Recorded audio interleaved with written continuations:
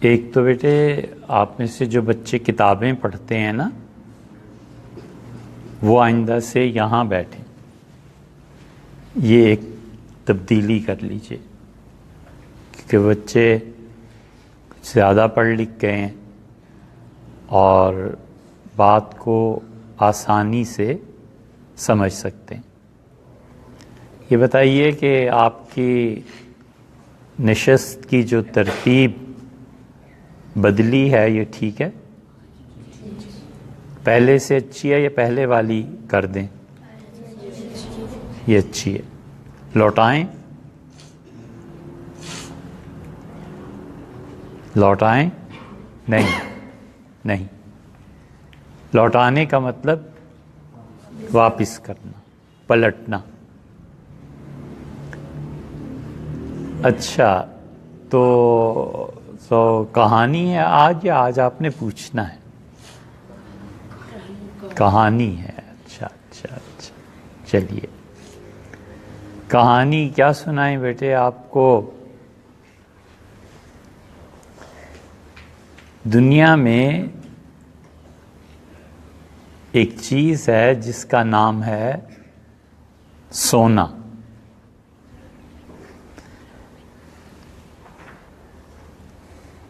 تو سونا کسے کہتے ہیں؟ گولڈ۔ سونا کسے کہتے ہیں؟ سونا اور کسے کہتے ہیں؟ نیند کو۔ ہاں، یہ کی نا بات۔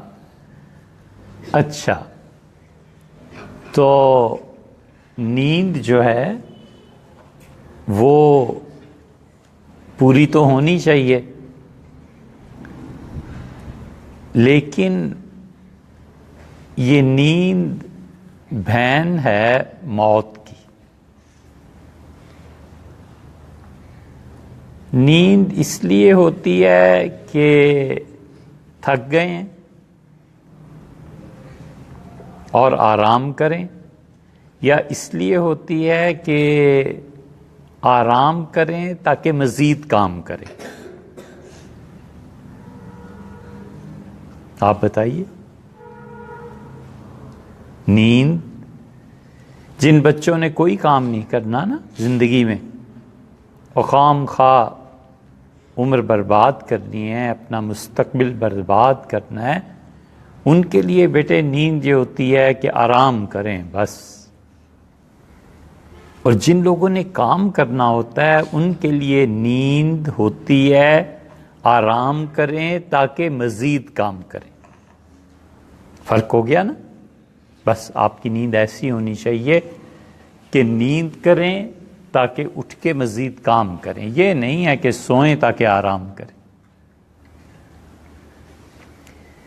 بہت سی چیزیں بیٹے وہ حقیقت میں صحیح ہوتی ہیں اور استعمال کر دینے والے خراب کرتے ہیں۔ مثلاً خاموشی اس لیے نہیں ہوتی کہ آپ چپ کر جائیں، خاموشی اس لیے ہوتی ہے کہ آپ سمجھ کر بولیں، پہلے سوچیں پھر بولیں۔ ایسے ہوتا ہے نا، ہم لوگ پہلے سوچتے ہیں پھر بات کرتے ہیں، اور ایسے بھی ہوتا ہے کہ سوچے بغیر بات کر دی تو غلط بات ہو گئی۔ تو خاموش رہتا ہے آدمی پھر سوچتا ہے، یہ تو نہیں ہو سکتا کہ ساتھ ساتھ سوچ بھی رہا ہے اور بول بھی رہا ہے۔ وہ خاموش ہو کے کچھ سوچتا ہے پھر بولتا ہے۔ تو خاموشی اس لیے نہیں ہے کہ آپ بات نہ کریں، خاموشی اس لیے ہے کہ آپ سوچیں اور پھر بات کریں۔ نیند اس لیے ہے کہ آپ آرام کریں اور پھر مزید کام کریں۔ اسی طرح بیٹے انصاف، قانون جس کو کہتے ہیں، وہ اس لیے نہیں ہوتا کہ آپ کو سزا دے۔ ہمیشہ قانون آپ کو آپ کی حدود بتاتا ہے۔ لوگ سمجھتے ہیں قانون سے سزا ملتی، ایسے نہیں۔ وہ تو آپ خود جب اپنی حد کو توڑتے ہیں تو آپ خود کہتے ہیں مجھے سزا ملنی چاہیے۔ ہو جاتا ہے نا ایسے۔ حضرت رسالت مآب صلی اللہ علیہ وسلم نے لوگوں کو اتنا پاک کر دیا تھا کہ وہ جب قانون توڑتے تھے نا تو خود آ کے کہتے تھے کہ ہم نے اپنے آپ کو قانون کو توڑا ہے، آپ ہمیں سزا دے دیں۔ تو قانون اس لیے نہیں ہوا کرتا بیٹے کہ کسی کو سزا دے، قانون آپ کی حد متعین کر دیتا ہے۔ مثلا قانون یہ ہے کہ آپ لائن میں کھڑے ہوں، قانون یہ ہے کہ آپ اتریں بھی کسی ترتیب سے۔ اب جب آپ قانون توڑیں گے، لائن میں نہیں کھڑے ہوں گے، تو جو آپ سے پیچھے والا تھا اور آپ سے آگے والا تھا وہ لوگ تنگ ہوں گے۔ پیچھے والا اس لیے تنگ ہوتا ہے کہ کیسا ہے، کہتا ہے کہ ایسا بدتمیز ہے، ابھی آگے 10 بچے کھڑے ہیں، یہ ان کو کراس کر کے جا کے چیز دے رہا ہے۔ وہ 10 بچے اس لیے تنگ ہوتے ہیں کہ یار 11واں نمبر ہے نا آپ کا، آپ اپنے نمبر پہ آئیے، آپ کیوں ہم سب کو نا انصافی کی طرف لا رہے ہیں۔ ہم آپ سے پہلے آئے ہیں، آپ کو اگر آگے کھڑا ہونا تھا تو پہلے آ جاتے۔ تو قانون ہمیشہ بیٹے ہمیں یہ سکھاتا ہے کہ ہم نتیجہ کیا نکلتا ہے کہ بچے جو پیچھے ہوتے ہیں اور کوئی انسٹرکٹر ہوتا ہے وہ چھڑی بھی لگاتا ہے۔ کیوں؟ اس لیے کہ آپ نے اپنی حد کو کراس کیا۔ اگر ہر آدمی اپنی حد کو کراس کرنے لگے تو وہ پھر ایسے ہے کہ بارش ہوئی، چھوٹی سی کہانی ہے، اور بارش کے بعد دھوپ نکلی، بہار کا موسم تھا۔ بہار کا موسم کون سا ہوتا ہے؟ جب پھول کھلتے ہیں۔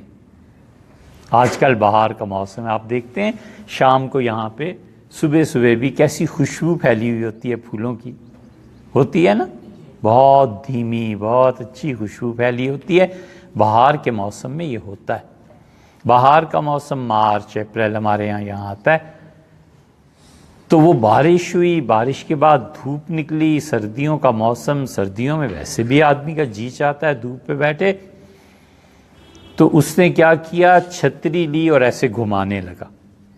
بہت خوش تھا، جا رہا تھا، وہ چھتری گھما رہا تھا مزے سے، اور ایک اور آدمی آیا اور اس کے منہ پہ ذرا سی چھتری لگ گئی۔ تو رکا اور اس نے کہا کہ صاحب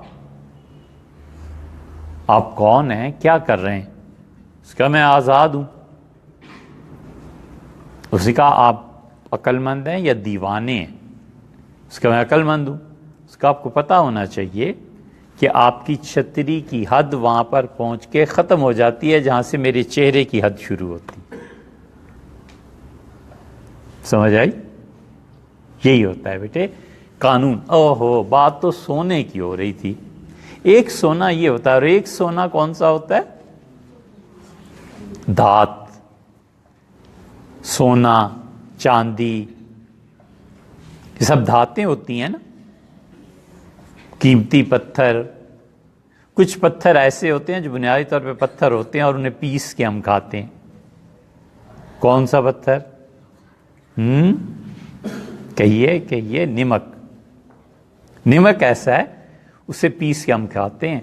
کسی زمانے میں جب آپ بڑے ہوں گے، تاریخ پڑھیں گے نا، تو اس زمانے میں نمک اتنا مہنگا بکتا تھا کہ جو جتنا نمک لے کے مارکیٹ میں جاتا تھا اتنا سونا خرید کے لاتا تھا۔ اتنا مہنگا ہوا کرتا تھا نمک، اس لیے کہ نمک کے بغیر کھانے کا لطف قائم نہیں ہوتا۔ تو لوگ جاتے تھے، 1 کلو سونا لے جاتے تھے، 1 کلو نمک لے آتے تھے، اور 1 کلو نمک لے جاتے تھے، 1 کلو سونا لے آتے تھے۔ سونے کی کانیں بھی ہیں دنیا میں اور نمک کی بھی کانیں ہیں۔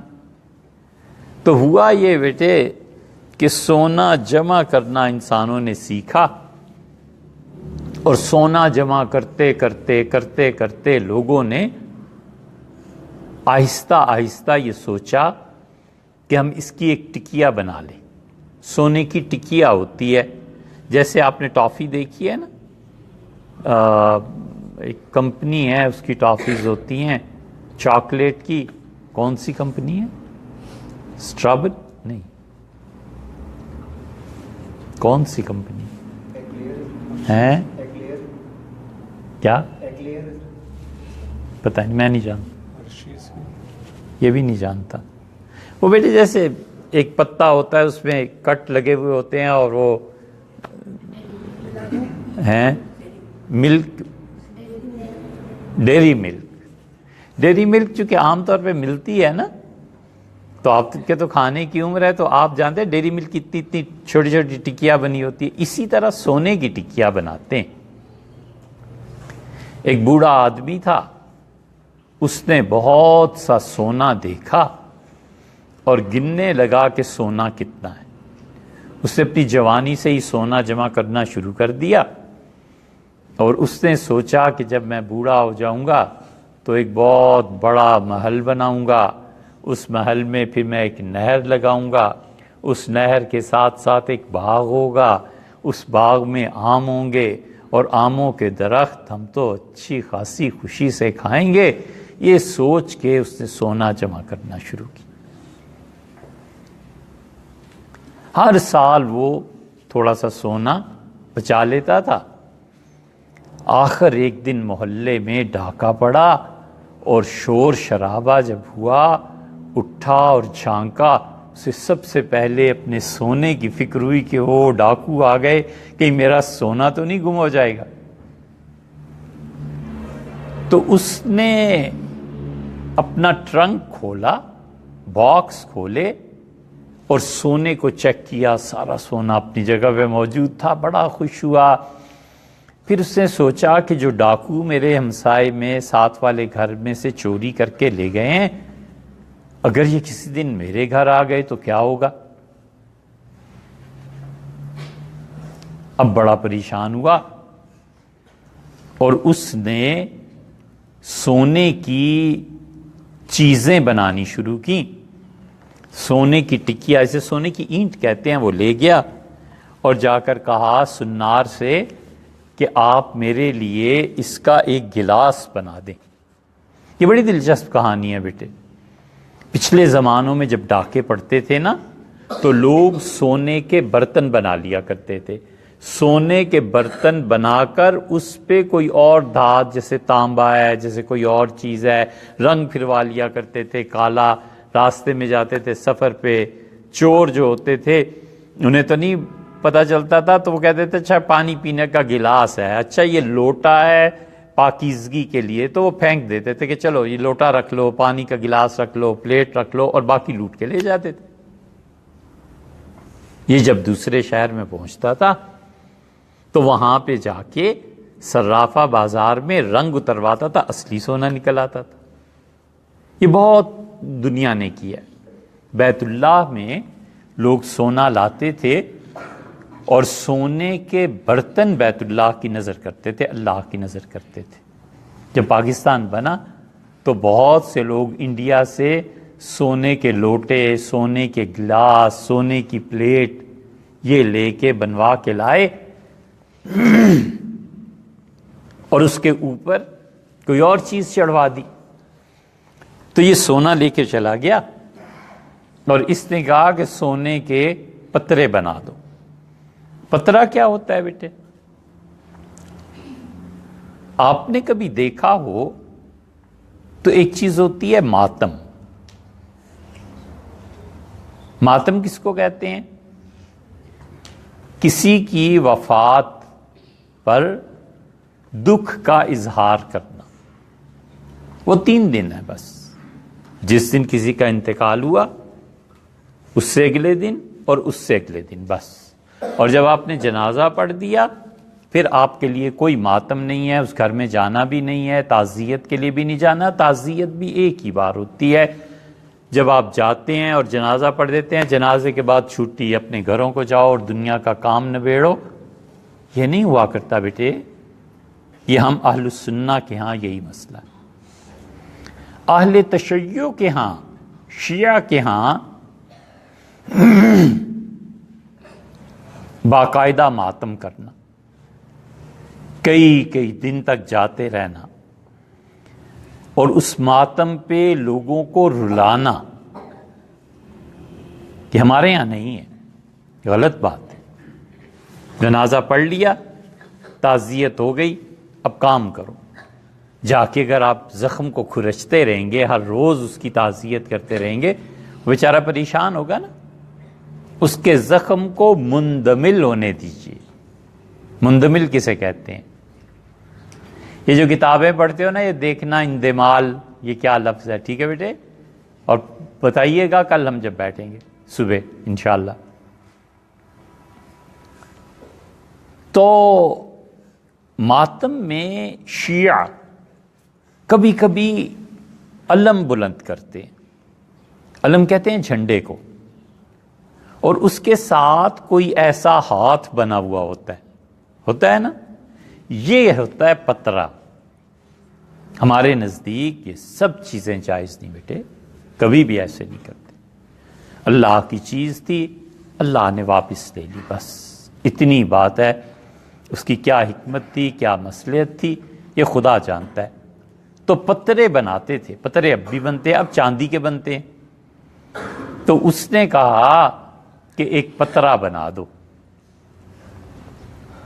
تاکہ میں پتروں پہ سیاہ رنگ چڑھا دوں، چور ڈاکو آئیں انہیں پتہ ہی نہ چلے، اور میں چھپا کے رکھ لوں گا۔ خیر اس نے بیٹے قصہ مختصر یہ کہ پترے بنوائے، لوٹے بنوائے، گلاس بنوائے، پلیٹیں بنوائیں، اور بہت سا سونا اس سے جمع کر لیا۔ پترے پہ ایک اور کہانی ہمیں یاد آئی، لیکن وہ کہانی سمجھ میں آ سکتی ہے جو بچے غور سے سنیں اور ذہین بچہ ہو۔ سنیں گے؟ سنائیں۔ جاحظ بہت بڑا عربی کا شاعر تھا۔ جب آپ عربی ادب پڑھیں گے نا تو آپ کو پتا چلے گا یہ کتنا بڑا آدمی تھا۔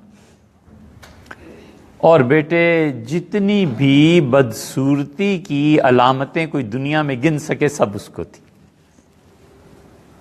اتنا سیاہ اس کا چہرہ، اوپر سے چیچک نکل آئی۔ اللہ کا شکر ہے چیچک کی بیماری اب دنیا میں ختم ہو گئی، اب نہیں ہوتی۔ کام کرنا چاہیے بیٹے آپ کو۔ آپ اگر کبھی طب پڑھیں، میڈیکل میں جائیں، تو آپ کسی بیماری کے پیچھے پڑ جاؤ کہ دنیا میں ہم نے اس بیماری کو ختم کر دینا ہے۔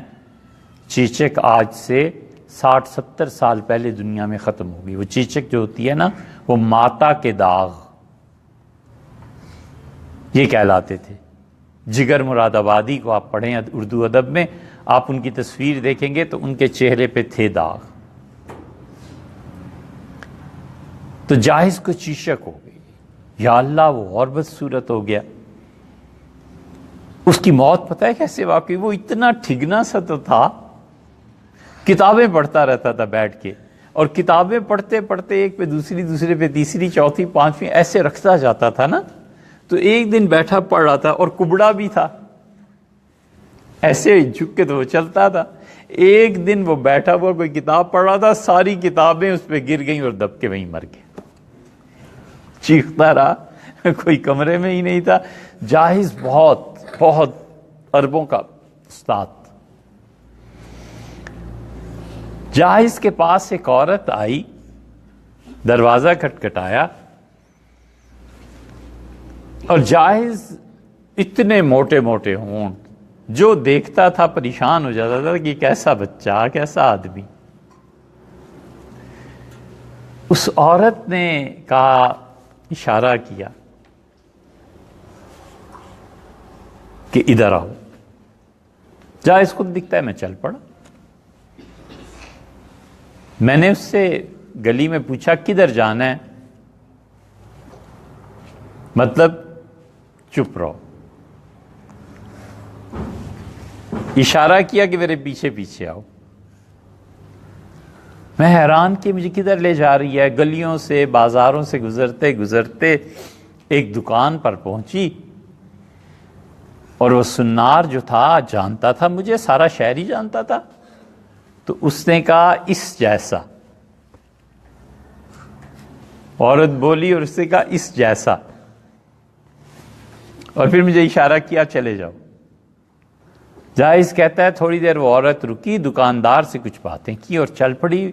میں پریشان کہ یا اللہ یہ ہے کیا، آخر مجھے لے کے آئی ہے، کر کیا رہی ہے؟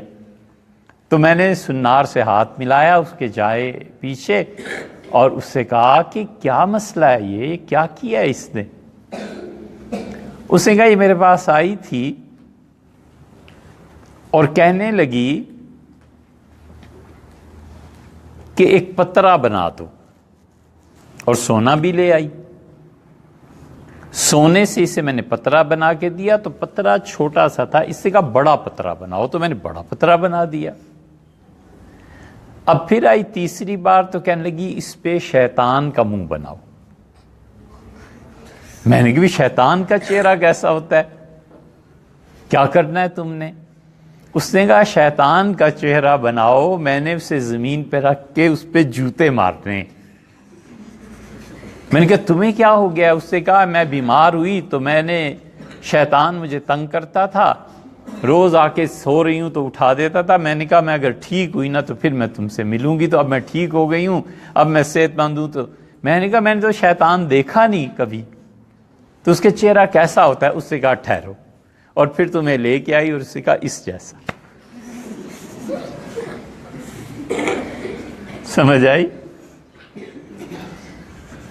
سونا بیٹے اس بڈھے نے بڑا اکٹھا کر لی، اتنا سونا اکٹھا کیا، اتنا سونا اکٹھا کیا کہ آخر اس نے سوچا کہ چلو اب میں اپنے سونے کو بیچ کے اپنا گھر بناتا ہوں، اور بوڑھا ہو گیا اور راشے کی بیماری ہو گئی۔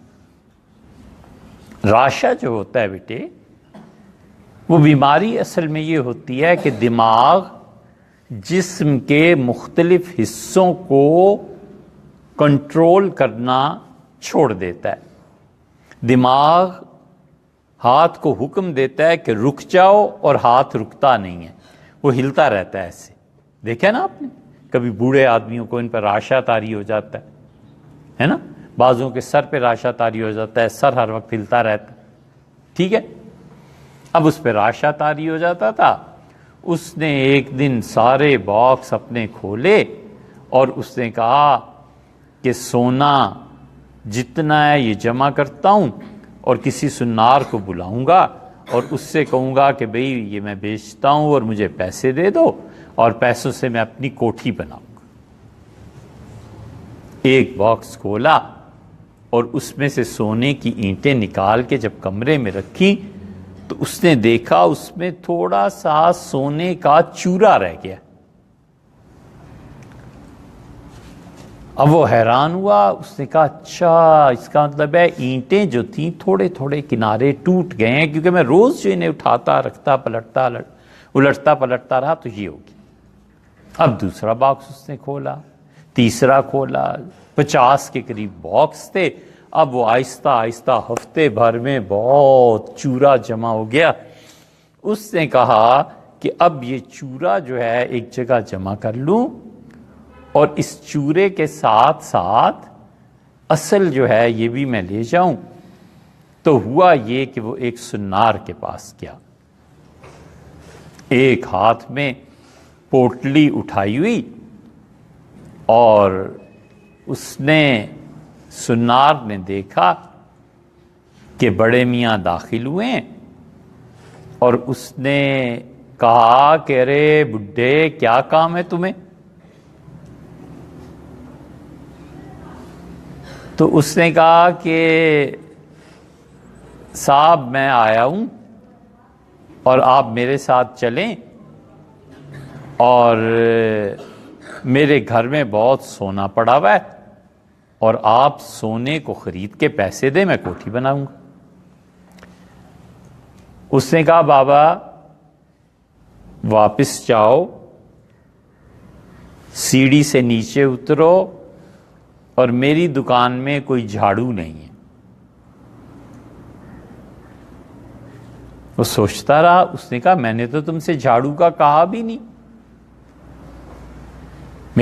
مجھے تو چاہیے بھی نہیں جھاڑو، میں تو صرف یہ کہہ رہا ہوں کہ آپ چلیے اور یہ جو سونا ہے ایک ترازو دیجئے، اس پہ تول لو۔ اس نے کہا بڑے میاں تنگ نہ کرو، میرے پاس کوئی چھلنی بھی نہیں۔ وہ اب سٹپٹا گیا، اس سے کہا تم کہتے ہو جھاڑو نہیں ہے، پھر آپ نے کہا چھلنی نہیں ہے، نہ میں نے جھاڑو مانگا نہ میں نے چھلنی مانگی۔ چھلنی کیا ہوتی ہے بیٹے؟ کہیے، اونچا بولیے، ہم تو جی چھلنی دیکھی ہے کیا ہوتی ہے؟ اچھا، گھر میں کس جگہ پہ ہوتی ہے؟ کھیتوں میں چھلنی ہوتی ہے؟ تو بات نہ ہوئی. ہم گھر کا کہہ رہے ہیں، آپ گھر میں کھیت ڈال کے پھر اس میں چھلنی ڈال رہے ہیں. ہم کہتے ہیں گھر میں کہاں جگہ ہوتی ہے، چھلنی کہاں ہوتی ہے گھر میں؟ کھیت کیا گھر میں ہوتے ہیں؟ چھلنی باورچی خانے میں ہوتی ہے. باورچی خانے میں کیوں ہوتی ہے؟ والدہ کیا کرتی ہیں؟ آٹا اس میں چھانتی ہیں. صحیح ہے. اور ایک ہوتا ہے چھاج ہوتا ہے بڑا. اور چھاج میں اب تو پتہ نہیں ہوتا ہے یا نہیں ہوتا ہے، لیکن ہم نے پرانے وقتوں میں دیکھا بڑی بوڑھیاں جو ہوتی تھی نا، اللہ نے بڑی صحت دی ہوتی تھی، وہ چھاج میں گندم ڈال کے اسے یوں اچھالتی تھی گندم کو. تو جب یوں اچھالتی تھی تو آہستہ آہستہ گندم پیچھے آ جاتی تھی، اور جو کنکر اور جو اس میں چھوٹے موٹی چیزیں ہوتی تھیں وہ آگے آ جاتی تھی اور وہ اسے ہٹا دیتی تھی. اور چھاج میں سوراخ بھی ہوا کرتے تھے. ایک چھاج ہوتا تھا جو کانے سے بنتا تھا، اور ایک چھاج ہوتا تھا جو گول ہوتا تھا اور اس میں سوراخ ہوتے تھے. تو وہ ایسے جب اچھالتی تھی نا اسے ایسے کر کے، تو وہ چھاج کے جو سوراخ تھے ان سے پتھر نیچے چلے جاتے. سمجھ میں آیا؟ یہ چھاج آپ نے دیکھا ہو بیٹے، ایک دن چھاج اور چھلنی کی لڑائی ہو گئی. یہ بھی قصہ ہے. یہ چھاج جو استعمال کرتے ہیں نا بیٹے، ایک گاؤں میں ایک پاگل رہتا تھا، اور وہ پاگل جو تھا نا بیٹے، وہ روزانہ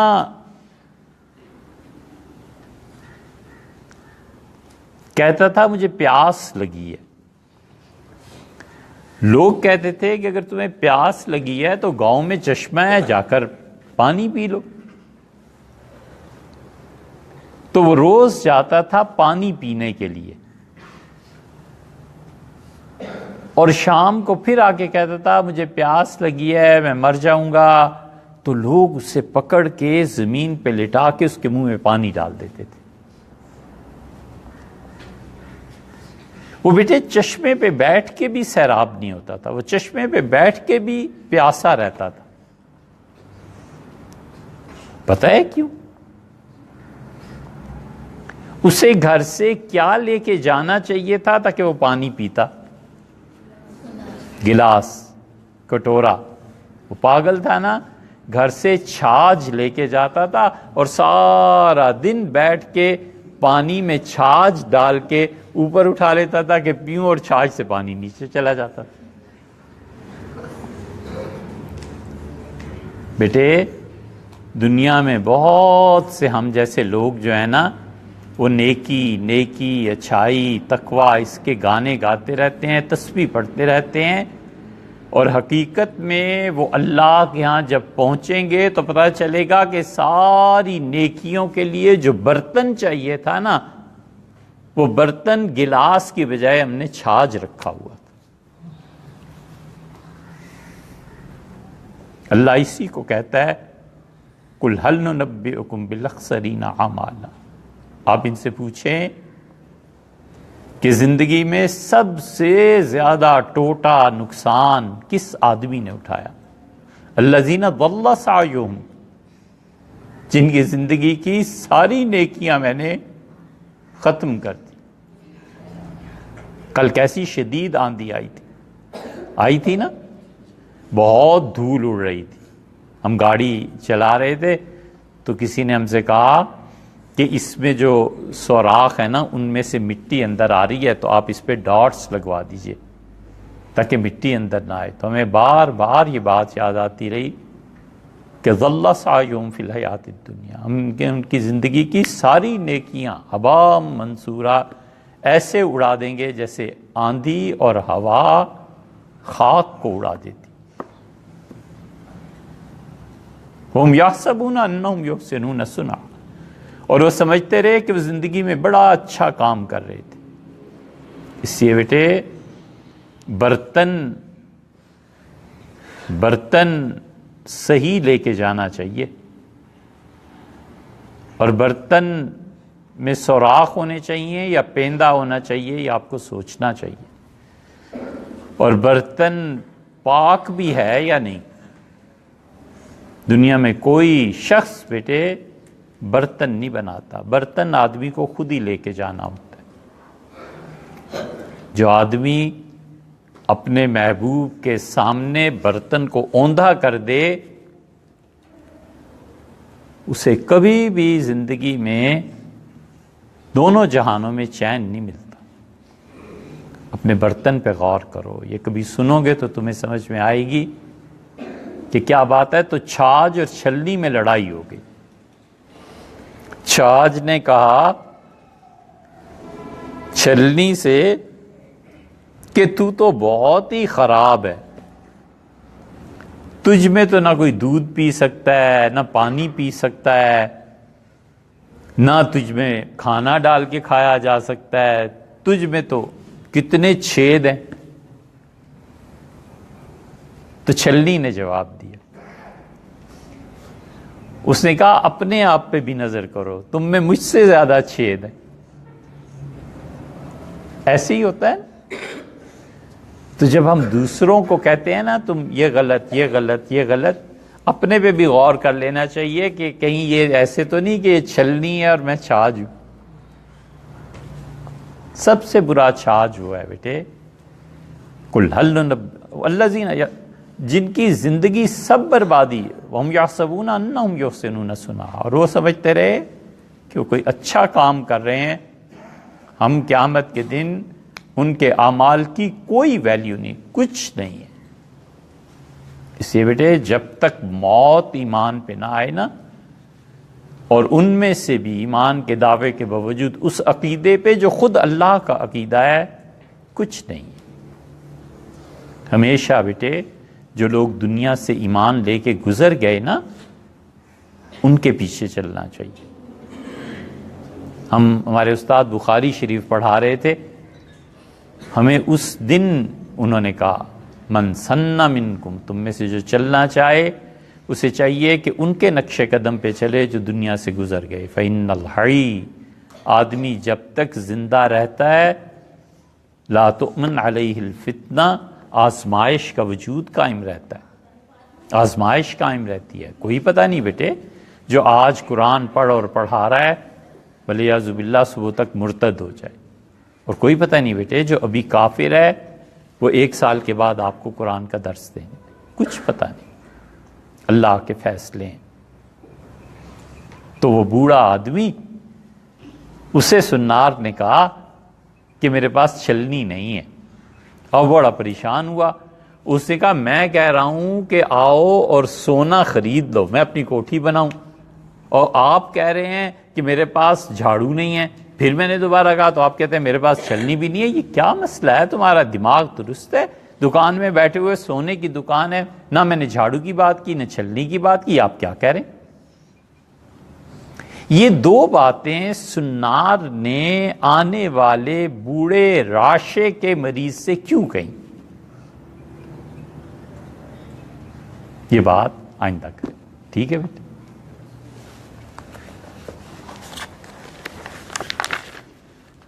کیا ٹائم؟